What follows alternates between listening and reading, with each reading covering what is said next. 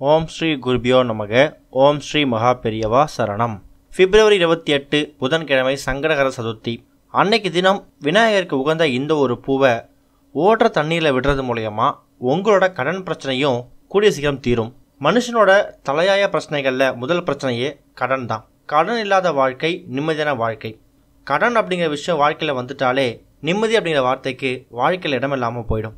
அப்படிப்பட்ட கொடுமையான கடனால் துன்பப்படக்கூடியவங்க அந்த கடன்லேருந்து எப்படி வெளில வரும்னு தெரியாமல் தவிச்சுக்கிட்டு இருப்பாங்க.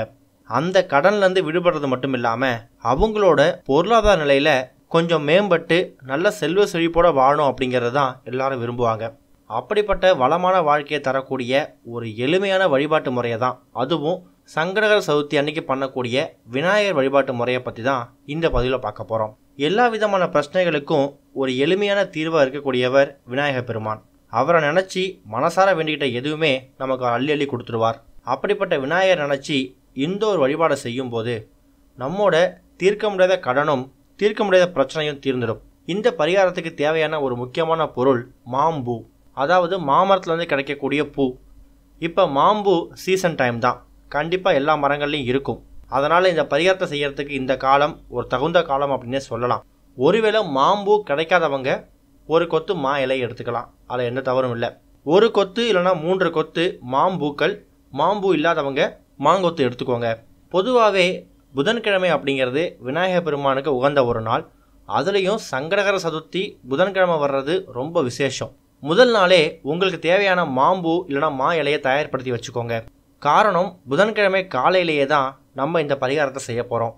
உங்கள் வீடு பக்கத்தில் இருக்கக்கூடிய விநாயகர் கோவிலுக்கு போயிட்டு, அதாவது சங்கடகர சதுர்த்தி அன்னைக்கு புதன்கிழமை காலையில் விநாயகர் கோவிலுக்கு போயிட்டு அங்கே இருக்கக்கூடிய விநாயகர் சன்னதி முன்னாடி நீங்கள் எடுத்துகிட்டு போயிருக்கக்கூடிய மாம்பூ அப்படின்னா மா இலை, இதை ஒரு கொத்து முன்னாடி வச்சுட்டு மனசுக்குள்ளேயே வேண்டிக்கோங்க. உங்களுக்கு எவ்வளோ கடன் இருக்குது, இன்னும் எவ்வளோ கடன் தீர வேண்டியது இருக்குது, வளமான வாழ்க்கையை வாழ்கிறதுக்கு உங்களுக்கு என்னென்ன தேவைப்படுதுன்னு எல்லா விஷயங்களுமே விநாயகர் பெருமான்கிட்ட வேண்டிக்கிட்டு அதுக்கப்புறமா அந்த மாம்பூ இருக்குல்ல, அதை உங்கள் வீடு பக்கத்தில் இருக்கக்கூடிய ஓடுற தண்ணியில் விட்டுருங்க. உதாரணத்துக்கு ஆறு இது மாதிரி இடங்களில் விட்டுடலாம். ஒருவேளை தண்ணி ஓடுற மாதிரி நீர்நிலைகள் இல்லை அப்படின்னாலும் பரவாயில்லை, குளம், ஏரி, கடல் இது மாதிரி இடங்களில் கூட விடலாம். அதில் எந்த தப்பும் கிடையாது. ஆனால் தண்ணியில் தான் விடணும், நீர்நிலைகளில் தான் விடணும். கண்டபடி செடிக்கிட்டேயோ இல்லை கீழேயோ போட்டக்கூடாது.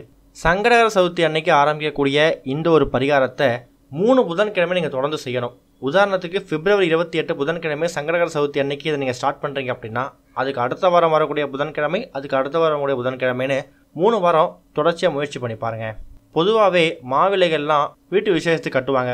மாம்பூவை வச்சு வழிபடும் போது நம்மளோட செல்வ வளம் பெருகி கடன் அடையிறதுக்கான வாய்ப்பை அது ஏற்படுத்தி கொடுக்கும். நம்பிக்கை உள்ளவங்க நம்பிக்கையோடு இந்த பரிகாரத்தை செஞ்சு பாருங்கள், நல்ல பலனை பெற முடியும். ஓம் ஸ்ரீ குருபியோ நமக. ஓம் ஸ்ரீ மகா பெரியவா சரணம்.